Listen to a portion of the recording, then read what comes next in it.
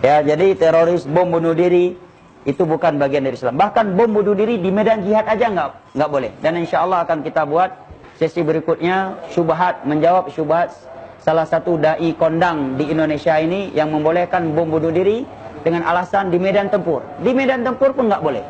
Dan dia telah mengatasnamakan Syekh Albani, Syekh Utsaimin yang itu bukan bagian dari fatwa mereka.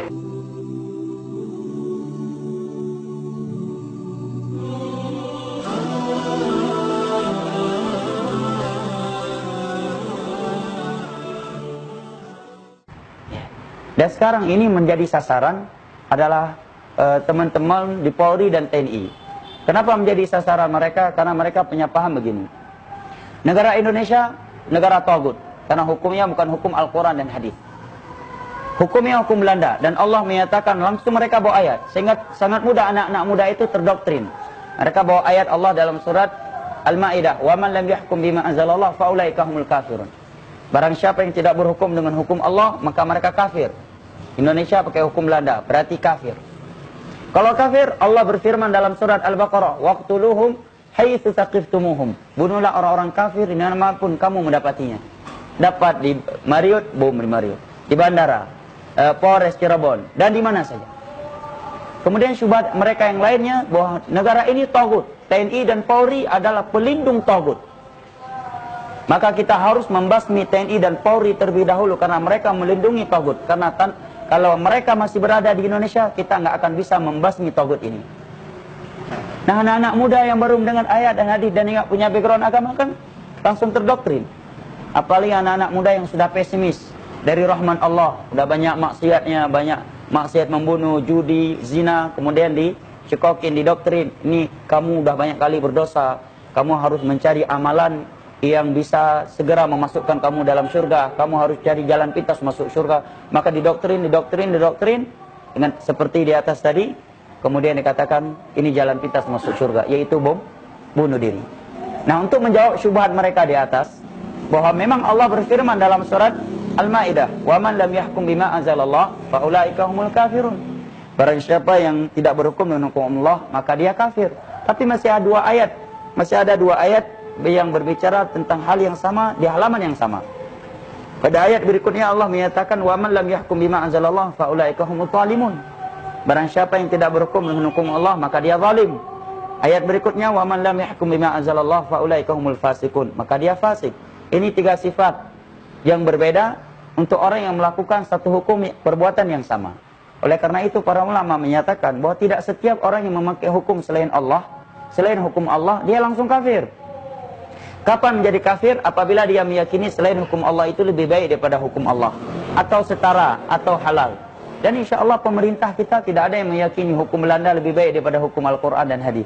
Hanya saja karena tekanan politik atau karena hawa nafsu, maka mereka masih muslim, belum sampai kafir. Makanya datang dalam tafsir ayat di atas, sahabat Abdullah bin Abbas menyatakan kufur duna kufur, kufur yang tidak mengeluarkan seorang dari Islam. Ini jawaban terkait ayat di atas. Kemudian jawaban terkait ayat yang kedua yang mereka gunakan, yaitu firman Allah, waqtuluhum haitsu taqiftumuhum. Bunuhlah orang-orang kafir dimanapun kamu mendapatinya. Maka kita jawab. Yang pertama, tadi sudah terjawab bahwa TNI Polri muslim. Pemerintah kita Pak Jokowi dan jajarannya muslim. Ya, dengan penjelasan di atas tadi. Kedua, andai kata orang tersebut orang kafir, maka dalam Islam ini ada rincian orang kafir. Ada 4 jenis orang kafir. Yang pertama kafir muahad. Kafir yang sudah ada perjanjian antara kita dengan mereka untuk hidup damai, untuk genjatan senjata. Ini nggak boleh diambil hartanya, tidak boleh direndahkan kehormatannya, dan tidak boleh ditumpahkan darahnya. Bahkan Nabi bersabda, man qatala muahadan lam yajid arfal jannah wa inna rihaha la tujadu masirata 40 ama. Barang siapa yang membunuh kafir muahad, dia nggak akan mencium bau surga. Dan bau surga dapat dicium semenjak perjalanan 40 tahun. Ini hadis riwayat Imam Bukhari dari Abdullah bin Umar. Yang kedua kafir musta'min. Kafir yang masuk ke negeri kita kaum muslimin karena ada jaminan keamanan dari penguasa atau dari oknum muslim. Maka ini tidak boleh juga untuk dibunuh. Ya, juga tidak boleh dibunuh. Allah berfirman dalam surat At-Taubah, "Fa in ahadun minal musyrikin istajaraka fa'ajirhu hatta yasma'a kalam Allah." Apabila ada orang kafir memohon perlindungan kepadamu, maka lindungilah dia sampai dia mendengar Al-Quranul Karim. Dari masa Nabi sudah ada kejadian ini. Seorang wanita yang bernama Ummu Hani dalam riwayat Imam Muslim. Beliau memberi jaminan kepada orang kafir Mekah masuk ke Madinah. Maka para sahabat melihat kafir Mekah ini masuk ke Madinah, ingin membunuhnya, ingin balas dendam. Kan lumrah. Karena dulunya dia menyiksa para sahabat, merampas harta para sahabat. Sekarang nongol di tengah-tengah para sahabat Nabi di Madinah, di tengah-tengah kaum muslimin. Maka sebagian para sahabat Nabi ingin membunuhnya. Maka Ummu Hani yang telah memberi jaminan untuknya mengadu kepada Rasulullah dan menyampaikan bahwa sebagian sahabat ingin membunuh orang tersebut yang telah dijamin keamanannya oleh Ummu Hani. Ummu Hani wanita, bukan menteri dalam negeri, bukan pula menteri dalam negeri, tapi oknum muslimah di masa itu. Maka Nabi langsung menyatakan, inna yadal muslim ya Ummu Hani laqad ajarna man ajarti. Wahai Ummu Hani, orang yang engkau beri jaminan keamanan, kami jamin keamanan untuk dia. Sesungguhnya jaminan kaum muslimin itu satu. Ini menerangkan bahwa kafir musta'min tidak boleh dibunuh. Kalau ada yang beralasan, oh mereka ke Bali untuk bermaksiat, mereka untuk menampakkan aurat mereka, maka jawabannya, ia akan bertanggung jawab di hadapan Allah akan dosa tersebut yang memberikan visa. Adapun kita sebagai kaum muslimin, sebagai rakyat, harus menghargai dan menjaga jaminan tersebut. Dan apabila ini dilanggar, banyak kehancuran terjadi buat Islam. Nama Islam tercoreng. Akhirnya Islam dikatakan agama pengkhianat, agama yang mengingkar janji. Setelah memberi jaminan keamanan buat turis kami, kemudian turis kami dibom Bali 1, bom Bali 2, dan seterusnya.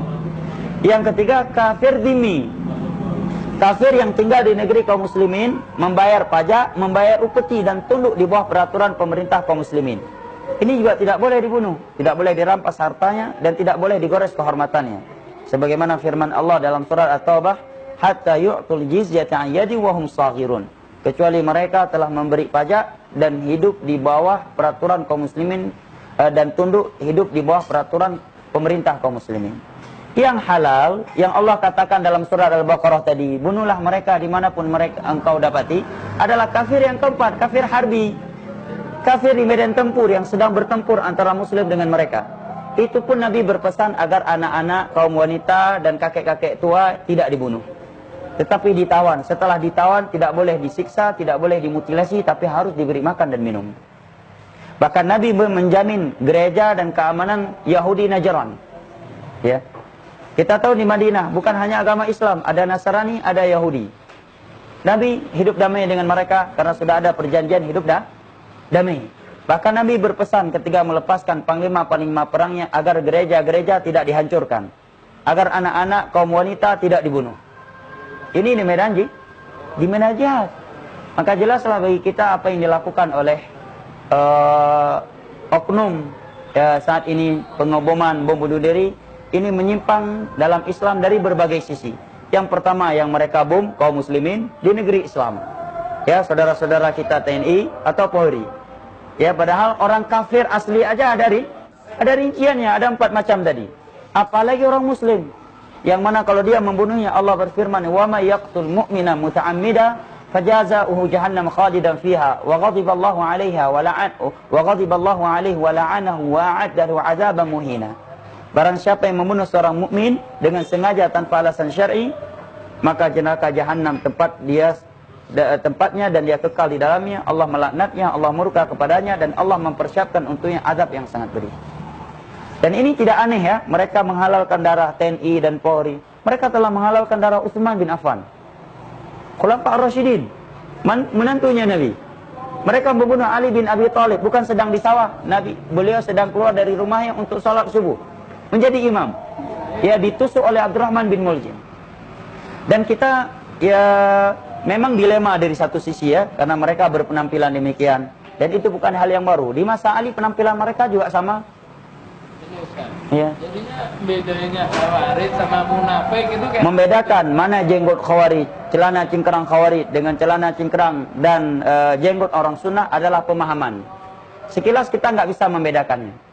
Makanya kalau ada aparat keamanan memeriksa orang berjenggot celana cingkrang lebih ketat, ya pertama ya dari satu sisi kita maklumi saja, karena mereka menjalankan tugas. Bukan berarti karena mereka sudah menuduh orang berjenggot dan bercelana cingkrang. Karena memang kenyataan nggak bisa kita tolak. Yang melakukan bom bunuh diri sekarang ada yang berjenggot. Karena berapa banyak orang melakukan kejahatan di balik penampilan yang baik. Atau memang dia ingin berpenampilan sunnah, tapi pahamnya tadi paham Khawarij. Contoh yang membunuh Utsman tadi berjenggot juga, hafal Al-Quran lagi, puasa Daud, salat tahajud. Demikian juga Abdurrahman bin Muljim tadi, ahli ibadah. Matanya dicopel, dia masih berzikir kepada Allah. Tangannya dipotong, masih saja berzikir. Padahal dia khawarij, membunuh Ali bin Abi Thalib yang keluar dari rumahnya untuk sholat subuh sebagai imam. Ini menerangkan kepada kita pahamnya, bahayanya paham khawarij. Dan pentingnya menjelaskan kepada masyarakat kita, apa itu dakwah sunnah. Bahwa jenggot ini bukan simbol khawarij. Karena jenggot ini dari Nabi SAW, simbolnya Nabi, ya profilnya Nabi kita, celana cingkrang untuk kaum lelaki juga perintah Nabi, hadisnya Bukhari Muslim. Masalah jenggot juga hadisnya Bukhari Muslim, dan sepakat 4 mazhab tentang jenggot buat kaum lelaki. Hanya saja terkadang kita dilema karena orang-orang yang melakukan aksi seperti itu mereka berpenampilan demikian. Padahal teroris bukan dari Islam, sedangkan jenggot, celana cingkrang adalah simbol keislaman. Wanita cadar juga bagian dari Islam, bukan budaya Arab. Ya, dalam surat An-Nur Allah berfirman ya, wala yubdina zinatahunna illa ma dhahara minha wal yatrina bi khumurihinna ala juyumihinna. Demikian juga di dalam surat Al-Ahzab Allah menyatakan yudinina alaihinna min jalabibihin. Bahkan di antara sahabat Nabi ada yang berpendapat tidak boleh nampak kecuali satu mata. 13 tahun di Mekah, istri-istri Nabi nggak ada yang pakai cadar. Istri para sahabat nggak ada yang pakai cadar. Ya, Nabi muncul, orang Arab nggak pakai cadar. Mereka nggak menutup aurat. Beberapa tahun di Madinah baru turun ayat cadar. Sekian tahun di Madinah aja, beberapa tahun awal dakwah di Madinah itu belum ada turun syariat jilbab dan cadar. Sampai beberapa tahun setelah mereka hijrah di Madinah. Ya, jadi teroris, bom bunuh diri itu bukan bagian dari Islam. Bahkan bom bunuh diri di medan jihad aja nggak boleh. Dan insya Allah akan kita buat sesi berikutnya syubhat, menjawab syubhat salah satu dai kondang di Indonesia ini yang membolehkan bom bunuh diri dengan alasan di medan tempur. Di medan tempur pun nggak boleh. Dan dia telah mengatasnamakan Syekh Albani, Syekh Utsaimin yang itu bukan bagian dari fatwa mereka. Wallahu a'lam bishawab. Silakan. Ya.